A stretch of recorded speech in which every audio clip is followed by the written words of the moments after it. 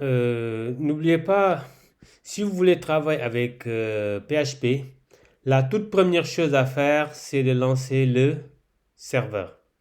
Et pour lancer le serveur, il faut venir dans C, après aller dans XAMPP, après descendre en bas, vous allez voir XAMPP-contrôle. Vous cliquez dessus et là vous aurez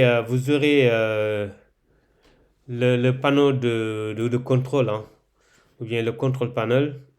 Et là, vous pouvez démarrer Apache et MySQL. Donc, vous pouvez démarrer Apache en cliquant sur Start. Ici aussi, la même chose. Cliquez sur Start. Maintenant, vous pouvez travailler avec PHP.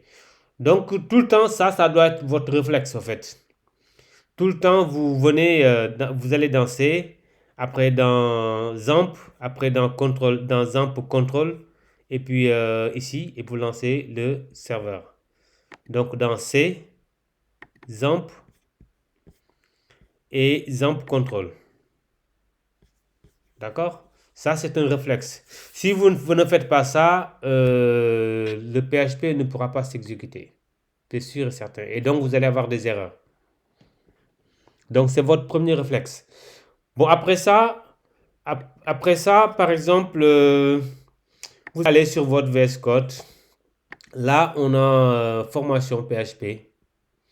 Comme je vous l'ai dit, hein, formation PHP, je vous rappelle un tout petit peu comment on a fait pour récupérer formation PHP. Très rapidement, on est venu sur File. Après, Open Add Folders to Space. Après, on est allé sur Local Disk. Après, sur XAMPP. C'est à l'intérieur de XAMPP. À l'intérieur de XAMPP, il y a htdocs. Et c'est dans htdocs qu'on avait créé notre répertoire formation PHP. Donc, c'est ça qu'on récupère. Add pour le voir s'afficher ici. D'accord? Donc, nous, désormais, on va travailler à l'intérieur de formation PHP. Je l'avais dit, mais je le redis par pédagogie, quoi.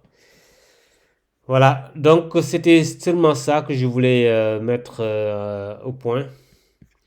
Et le prochain chapitre, on va démarrer carrément dans le développement. Ok, bon courage pour la suite. Merci.